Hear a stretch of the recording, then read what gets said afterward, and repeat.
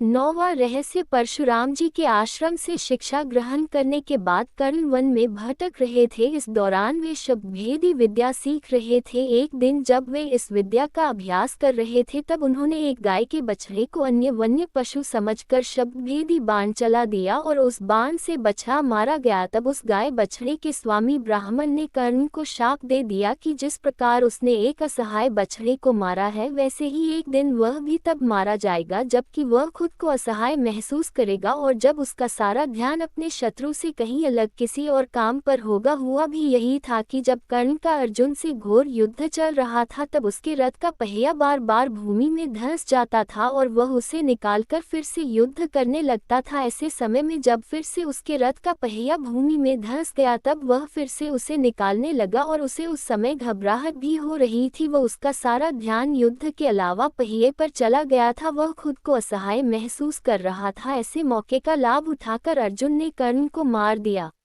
10वां रहस्य। युद्ध में एक ओर कृष्ण थे तो दूसरी ओर कर्ण। कर्ण दुर्योधन के तो कृष्ण अर्जुन के दोस्त थे। यदि युद्ध में कर्ण को असहाय स्थिति में देखकर नहीं मारा जाता तो अर्जुन की क्षमता नहीं थी कि वे कर्ण को मार देते। कृष्ण की नीति के तहत ही कर्ण का विवाह द्रौपदी से होने से रोक दिया। कृष्ण ने ही अपनी नीति से उनके कवच कुंडल हथियाए और इंद्र द्वारा दिया गया एकमात्र अचूक अमोघ अस्त्र जो वह अर्जुन पर चलाना चाहता था वह घटोत्कच पर चलवाया गया। हम देखते हैं कि युद्ध के पहले से ही कर्ण और कृष्ण के बीच छद्मयुद्ध चलता रहा था। वो कृष्ण ही थे जिन्होंने एन वक्त पर नीति के तहत ही कर्ण को यह बताया था कि कुंती तुम्हारी माँ है, लेकिन युधिष्ठिर और अर्जुन को इस बात का ज्ञात नहीं था कि कर्ण हमारा बड़ा भाई है। यदि युधिष्ठिर को यह पता चलता कि कर्ण मेरा बड़ा भाई है तो वह राजपाट की लड़ाई नहीं लड़ते बल्कि कर्ण को ही राजा बनाने की लड़ाई लड़ते।